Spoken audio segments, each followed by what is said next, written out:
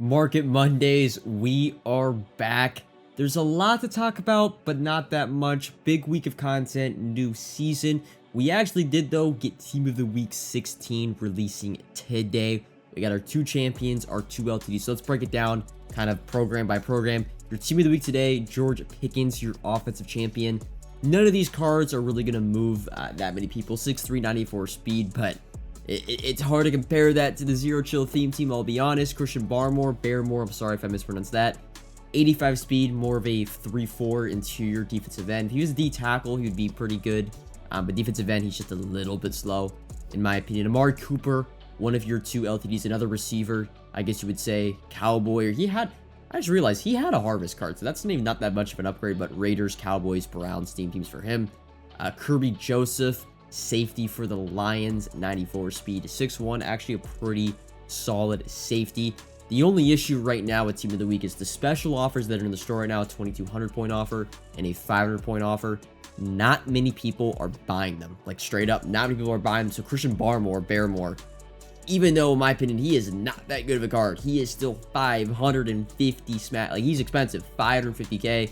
Problem is right now, no one's really buying the offers after they just released a ton of really good offers in December. They've kind of back now to the norm. No one's really buying them. If you want extended coverage of the market and how I make my coins, subscribe to the Coin Bible exclusively on Team Get Lucky, link in the description. But back to the content schedule. So Team of the Week 17 is going to be released Wednesday morning alongside Season 4. Those will be revealed on a Good Morning Madden Wednesday morning. In the afternoon, we're going to be getting our Jonathan Taylor 92 overall through the MCS stream. You're going to have to watch like 120 minutes or so.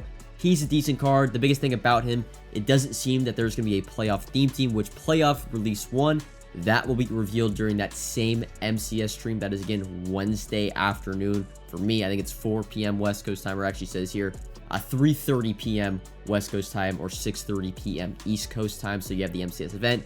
Get your Jonathan Taylor and the playoff release 1 reveal. But the biggest content drop of this week is the new season 4. Not only are we going to get a new field pass, a new comp pass on Friday, but there also could be an AP change, maybe a huge, like the one last huge patch or gameplay update of the year. So it's a pretty big day for MUT content. I think more overrated on the actual content aspects of things, just because they reveal all these shiny new cards and you're not able to obtain them for a few months, and a few months at that, like you have to do a ton of grinding just to earn these cards that, 1, might not fit your team, 2, they might not even be the best at their position, and then 3, for some reason EA's been doing this, they just drop a card, or they drop that same player like within the next month of you finally acquiring that player. I really feel bad for those. You guys can see right in the top right, I don't really grind the field pass anymore, the comp pass. I'm willing right for the first season. I'm like, it's the honeymoon phase. I'm willing to go out of my way. I'm playing solo challenges, right? I'll play solo battles for objectives, but as the year goes on, I'm like, you're not going to catch me wasting my time in MUT champs for, you know, it really is a big issue. Like the amount of time, like let's not sugarcoat it by any means. You have to do a ton of grinding to earn all of the rewards in the field pass, and the cards need to be not only significantly better from when you actually obtain them, right? They got to be the best by a large margin, because they need to be able to be on your team and stay on your team for a while. Like for the amount of time, like yeah, their cards can't be super, but like for the amount of time you got to put in, the cards should be significantly better than what they are. Does that mean maybe like you can upgrade them throughout the different seasons of the year to keep them more relevant, so it doesn't feel like a complete waste of time? Like nothing is worse than grinding like months for weeks for a card. You finally get that card, like the Darnell Washington that we just passed over. You grind weeks and weeks and weeks for a card, and then you get it, and 1, it's not even the best or even like top 5 at their position. You can't sell the card unless you're in the first 1,000 people. But like 2, they then drop cards that are just way better than your card like the next week, and it's like, dang, that the amount of effort you have to put in to get these cards, like it just sucks, man. I wish they would really put some thought, like give people multiple options. They should, like, minimum, they should have all 32 team chems. Like, I don't know why they wait until like the last season to do that. I mean, shoot, I would always say, like, I've just acquired EAFC or FIFA 24 recently. In their seasonal structure, They offer, like in the season pass, they offer a bunch of cards, right? And the cards are really good, but if they don't fit your team, they also offer like pack rewards that are really, really good that everyone can use. And it'd be something as simple as, hey, if you don't want this seasonal card, right, for playing the game weeks and weeks and weeks, like, hey, here's a full like sellable legend or a full BND champion, BND fantasy pack of like choose any legend, right? Simple stuff like that to where it kind of just appeases or appeals to everybody. I don't know. Seasons, man, they've gone down the drain, and now, like, if you're rooting for, like, I honestly would say I root for, like, if there's a favorite player of mine, I don't want them to get a season card, because I know I'm not going to go out my way to grind for that, and then, you know, I know they won't get a card at least for a few months while the season is live. So, that's seasons. But now getting into the market talk, we have a lot, no, we don't have a lot to talk about. My thing, when I say this in videos, if you ever see me have a lot of coins in the top right, like, yes, I have coins in my account values a lot, but if I ever have a bunch of coins, I'm pretty much fully liquid, that means there is absolutely nothing to buy on the market. I'll even leak the Coin Bible agendas for the past few days. Shout out the Coin Bible members that are listening to this. The agendas have quite literally been, there is nothing to do. We are just waiting for the market to significantly come down in order to invest in anything. To give you an example, like to compare overalls and prices to the last overall phase, right? So the mystery pack needs to be, you should be able to pull it for around 30 to 35,000 coins, right? Training, usually most overalls are going to be around training discard. Last overall phase, 91 overalls were like 100 to 115k.